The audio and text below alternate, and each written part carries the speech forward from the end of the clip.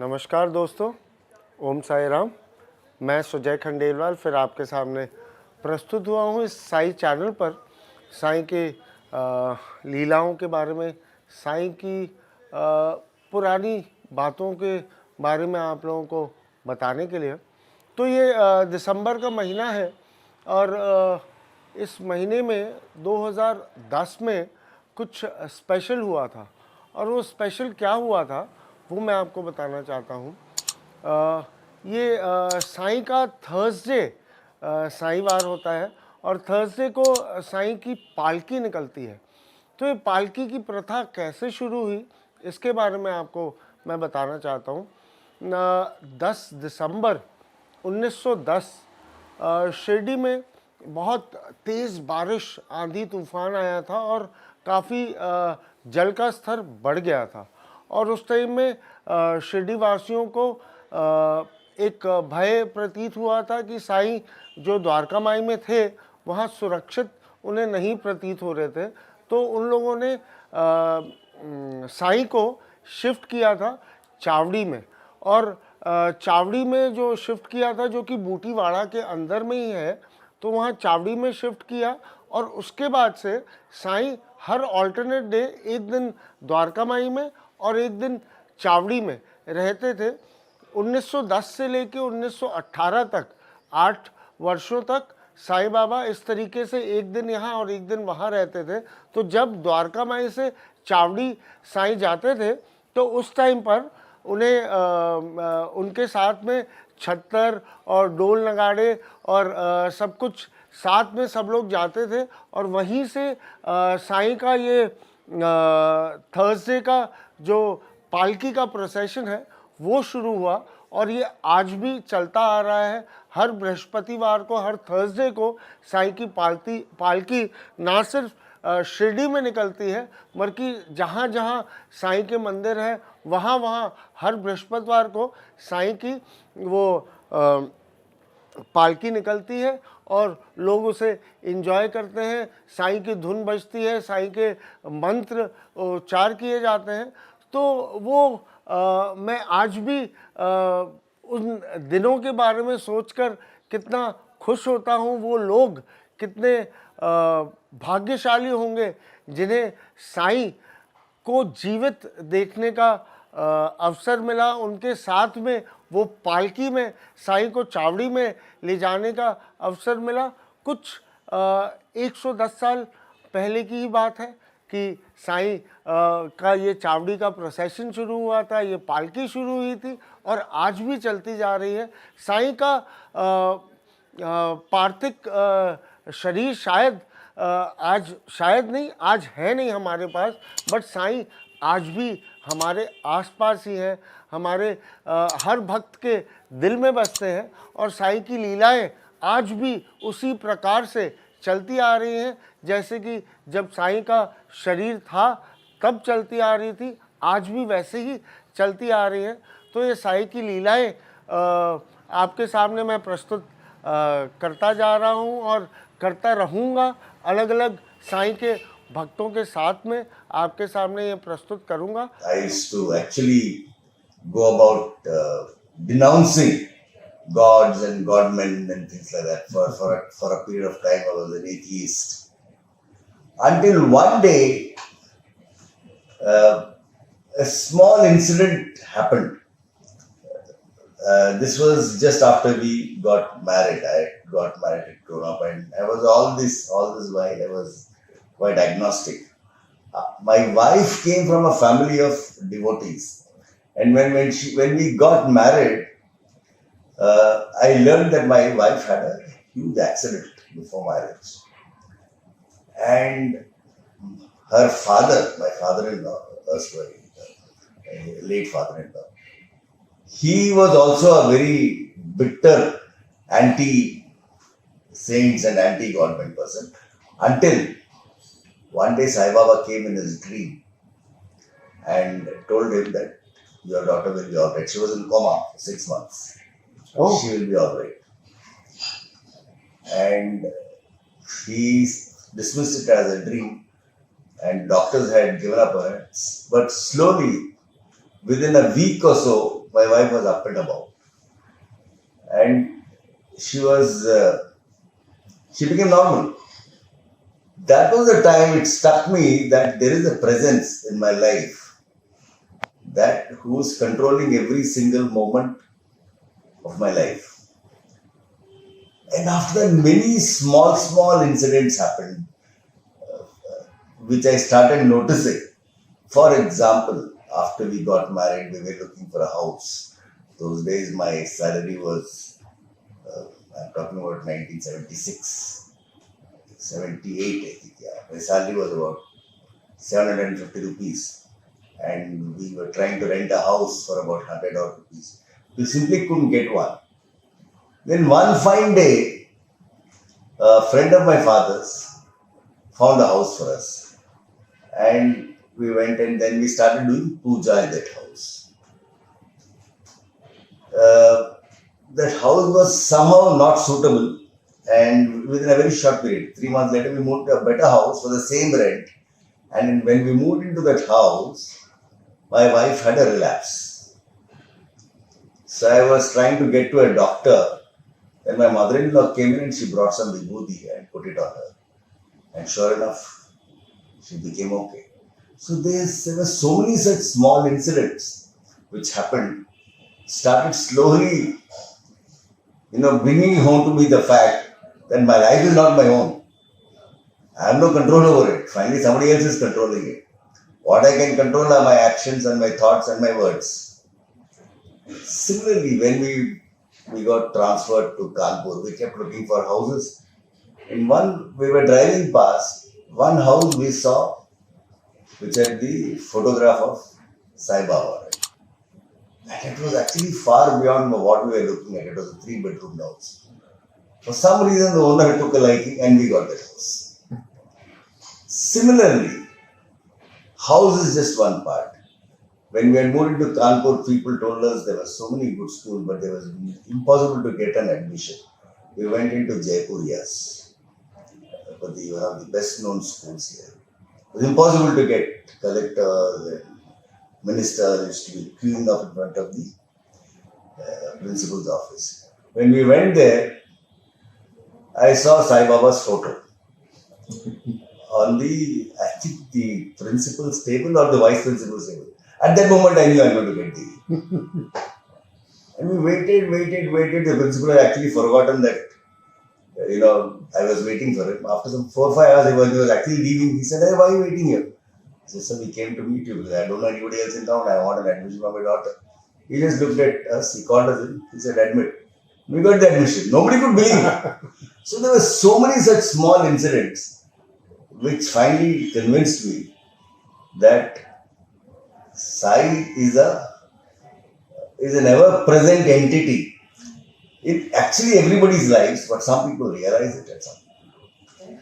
So many, miraculous stories which you've heard from Ms. Sangam. And one question to you, Ms. Sangam. So, how do you see Sai? Sai as a guru or as a god?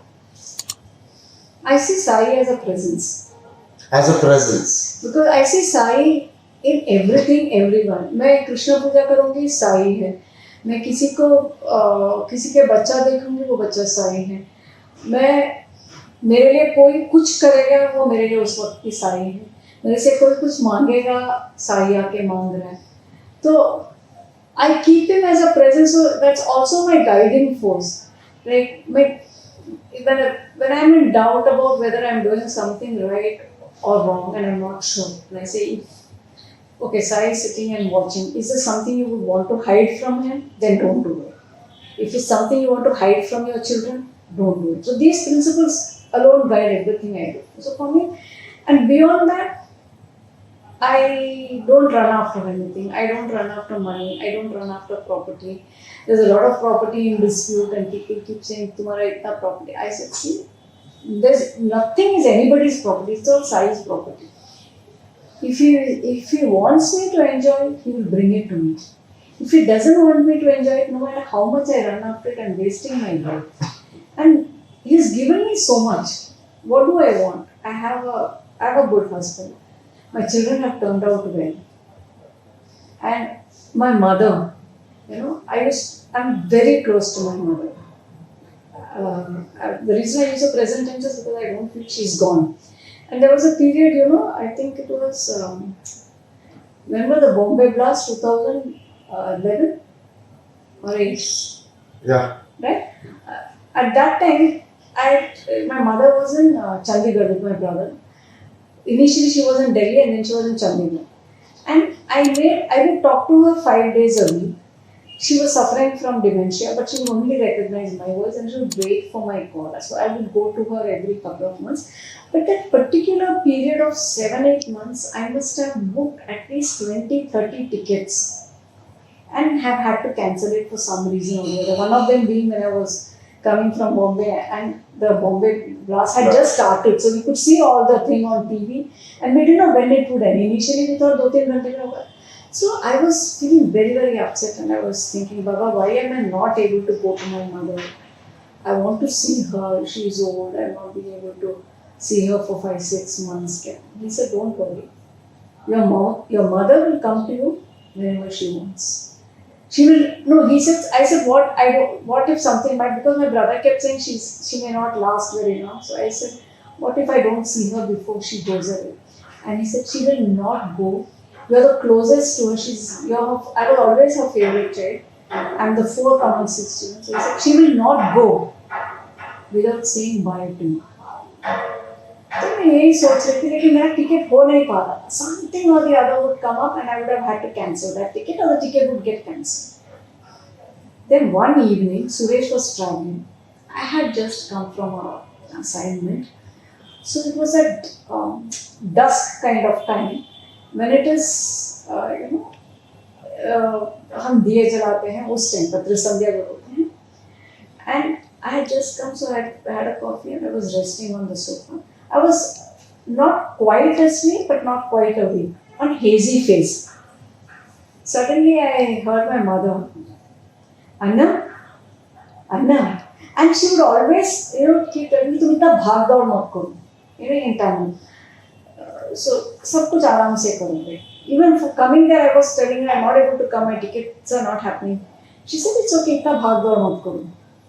So she came and said, मैंने तुमको कितना बार, in that hazy face she's telling me, अच्छा मैं तुमको कितना बार बोला है इतना भाग दौड़ मत करो, टिकट टाइम हुआ तो नहीं हुआ, मेरे को जाना. अच्छा मैं अब जा रही हूँ, मैं तुमको बोलने आई कि मैं जा रही हूँ, मेरे को टाइम हो गया, मैं जा रही हूँ. तो first, since it seemed so real, I didn't get the message initially. Then I woke up and I said, नहीं. Then I went back again, saying, again I heard her saying, अच्छा दरवाजा बंद कर लेना. हाँ, मेरे को जाना है, मैं जा रही हूँ, you don't worry, मैं कुछ करना नहीं है, तुम बस दरवाजा बंद कर लो. And that's how she would say when she's going out of the house. She said दरवाजा बंद कर रहा है, home also. तो फिर मैं ऐसे ही सो रही थी. फिर then I dropped off to sleep after that. And the telephone came. And my bhabhi called up and said, Mama's gone. And I went and saw the door was open and closed the door. And she said, because my brother was not in India at that time, he was abroad. So somebody has to do everything. And the other brothers are also abroad in India. Other brother, their eldest has passed away. So she said, can Suresh come and do the last rites? I said, Suresh is also traveling. Then my father's youngest brother, who's very close to me, who plays the role of father to me, जैसे शादी विधि में सब करना पड़ता है. So he said, Anna, I said, can Suresh do it? He said, Suresh is not the right person to do it. If you see conventionally, अगर बेटा नहीं कर पाया तो बेटा का बेटा, one of the male descendants had to do it. ना बेटा का ऐसा कोई नहीं है तो your father's brothers, that line has to come. You are not part of that line. So your husband is even further off. तो वो काम कर तो सकते हैं लेकिन वो काम नियम से नहीं होगा. So I said, I said other thing is, by the time Suresh comes to Delhi and comes to Chandigarh, it will be already time. He said, but she's not in Chandigarh, she's in Delhi. They had just moved to Delhi and I didn't know about that. So they just moved 2-3 days back. Then she went off. And then they said, my my father's brother's son did it. And then second day again she came in my dream and she said, इतना क्यों फिर से भाग दौड़ कर रहे हैं? You don't have to do anything. जिसको करना है वो करेगा. बहुत सारा कर्ज चुकाना है. तो अगर वो कर्ज अभी नहीं चुका तो कभी नहीं चुकेगा. And I got up and I went to pray to Baba. One flower fell down, like and I took that flower and said, "Thank you, Baba, for the message." But I went to see her. My brother, my Chittappa, my father's younger brother's son, did it. All the rituals, because it has to be done in time. Also, my brother was in China; he couldn't come on time. So the other brother is in the US. So वो किया. And then we realized, Baba earlier had said, everything happens in the way it has to happen. It may not be the way you want it to happen, but मेरा हिसाब कभी गलत नहीं होता है. So don't question my mathematics. So why that boy had to do it was, when his mother passed away, there was nobody to do the last rites from his house, and my father did it. Now, if he doesn't do for my mother, he doesn't get a chance to clear that debt. There's nobody else, na? So that is why my mother said, "कर्ज चुकाना है." And Baba had said, "Your mother will not leave without coming to you." And she only came to me. And then my sister-in-law said, "वो 6 बजे से वहाँ," she's looking towards the door and telling me, "अर्चना, दरवाजा बंद मत करना, अन्नम से मिलना है, अन्नम से मिलना है." तुम लोग दरवाजा बंद करोगे तो उसको पता नहीं होगा कौन सा घर, अन्नम से मिलना है. And she said, after that she kept looking at the door and suddenly she said, हाँ मिल लिया, and she passed away. So Baba had said she will not go. That's why I still feel, like कुछ भी हो, that she is there next to me. तो मैं अनुभवी से फिर पूछना चाहूँगा कि आप साईं के बारे में कैसा महसूस करती हैं? साईं से कनेक्शन आपका कुछ 5, 7, 10 वर्षों का होगा, मुझे जहाँ तक प्रतीत होता है. तो कैसे आपको फील होता है आज, मतलब साईं के ऊपर में आप क्या सब कुछ छोड़ पाती हैं? सब आप क्या फील करते हैं? मैं अब टोटली साईं पे छोड़ दी. मुझे कोई टेंशन नहीं होता है. सिर्फ ये एहसास मन में हमेशा ये रहता है कि बाबा हैं मेरे साथ, तो मुझे कोई टेंशन नहीं है. मुझे स्लिप डिस्क हुआ था एंड नेक्स्ट स्लिप डिस्क, और डॉक्टर मुझे बोले थे कि ऑपरेट करना पड़ेगा, आप 3 वीक्स के बाद आइए और मैं कंडीशन देख के आपको बताऊंगा कि but definitely you need a operation. तो अब मुझे सब डरा दिए कि ऑपरेशन, और वो भी यहाँ पे, और सबसे लोअर जहाँ से सारी नर्व्स जनरेट होती है वहीं. और अगर उसका ऑपरेशन, वो इतना नर्व्स इतने पतले होते हैं ना कि अगर कुछ भी कट गया तो आप गए. टोटली डिफरेंट लाइफ हो जाएगी. मैं वहाँ से निकली और शरद बोस रोड में ही डॉक्टर थे और वहीं पर मैं मंदिर गई, साईं बाबा के मंदिर, और मैं बाबा को बोली आप जैसे रखोगे मैं रहूँगी, पर ऑपरेशन मत कराइएगा. जैसे मैं बाबा को रिश्वत दे रही हूँ कि बाबा मैं ऑपरेशन नहीं होना चाहिए मेरे. और जिस दिन मैं वापस डॉक्टर के पास जा रही थी, पहले मैं मंदिर गई, बाबा को माला चढ़ाई और बाबा ऑपरेशन मत कराइएगा, बाकी सब ठीक है. बट ऑपरेशन नहीं हुआ. डॉक्टर बोले तुम ये पट्टा क्यों पहन रखी हो, तुम एकदम ठीक हो. आप सोचिए वो गर्दन का पट्टा जो मेरे को बोले थे आप खोलना मत क्योंकि इतनी प्रॉब्लम है आपको, और वो मैं एकदम ठीक हो गई. और आज देखिए मैं सब काम करती हूँ अपना, कोई बिना ऑपरेशन के. तो देखिए एक और चमत्कार बाबा का, जैसे कि पिछले हफ्ते आपने देखा होगा कि मिस अन्नम ने बताया था वो 6 महीने कोमा में थी, और 6 महीने बाद जबकि डॉक्टर उनकी आस छोड़ चुके थे और डॉक्टर उनके ऑपरेशन में वो भी कि कह नहीं पा रहे थे कि वो ठीक हो पाएंगी कि नहीं, उस की तैयारी कर रहे थे ऑपरेशन की, और वो बिना ऑपरेशन के ठीक हो गई. ऐसे ही हमारी मिस अनु जो है, जिनका कि ऑपरेशन निश्चित कर दिया था डॉक्टर ने, उसी ने कहा कि आप पट्टा क्यों पहन रखी है. ये है हमारे साईं का चमत्कार. और ऐसे हैं हमारे साईं जो कि बिन मांगे समझ जाते हैं कि भक्तों को क्या चाहिए, उनके मन में क्या है। और ऐसे कई कई चमत्कार मेरे जीवन में, जैसे कि इनके जीवन में भी हो रहे हैं, ऐसे कई चमत्कार मेरे जीवन में और उन भक्तों के जीवन में जो कि साईं पर पूर्ण विश्वास करते हैं और अपने आप को सरेंडर कर देते हैं साईं के ऊपर कि साईं तू है ना, बस इतना ही काफ़ी है। अगर हम साईं पर विश्वास करें तो सब कुछ हो जाता है। और हाँ, ये तो ब्रह्मांड का नियम है कि हमें हमारे पूर्व जन्मों का या पूर्व दिनों का भोग तो भोगना है और अंत तो सबका लिखा है। बाबा भी यहाँ पर शरीर छोड़कर ही गए हैं, क्यों शरीर छोड़कर तो गए हैं बट हमारे बीच में आज भी है।